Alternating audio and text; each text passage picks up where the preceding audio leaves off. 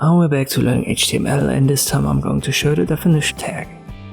So it's used an abbreviation DFN, and it's used to define terms, and the definition directly follows after it. So if I give you an example, let's say about YouTube, we create a new paragraph, and YouTube is now the word that is defined right after it in the same sentence.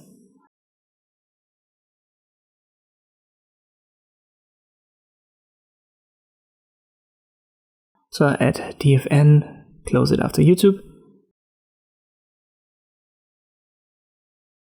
By default, it makes it italic, so it's more like a formatting tag. You can add a couple of attributes to it. Most often used is the title attribute. When you, for example, use an abbreviation for YouTube, let me just add YT.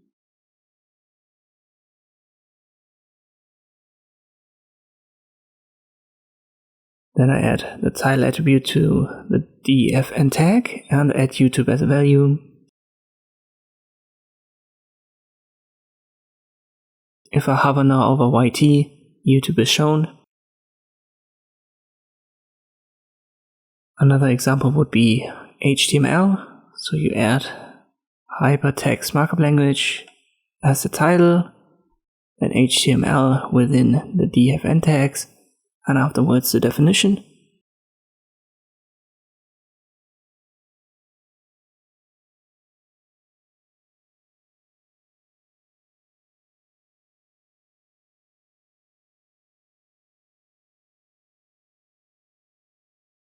In this case, it's an abbreviation, so I'll add the abbreviation tag right here. It won't change anything in the browser, but it makes sense to edit here.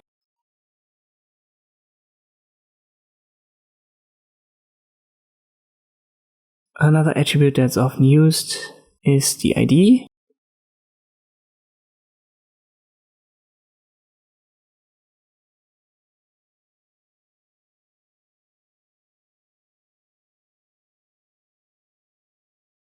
Or is it actually definition or definition?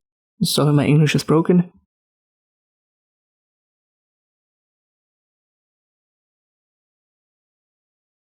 Let me check it, and it should be with an I, so I had it correct in the first place. And I corrected here. So HTML definition would now be added to my HTML abbreviation. And if I now use HTML at the bottom of the page, right here, I can always refer to this definition.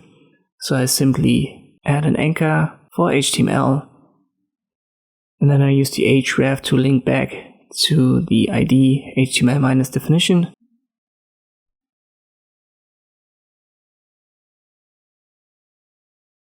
So if you've got tons of content on a single website and you use these terms over and over, you can redirect the user to the DFN, so it comes in handy in such cases. And that's basically everything there is to know about the definition element tag in HTML. I hope this video was helpful. Thank you for watching, and I'll see you next time.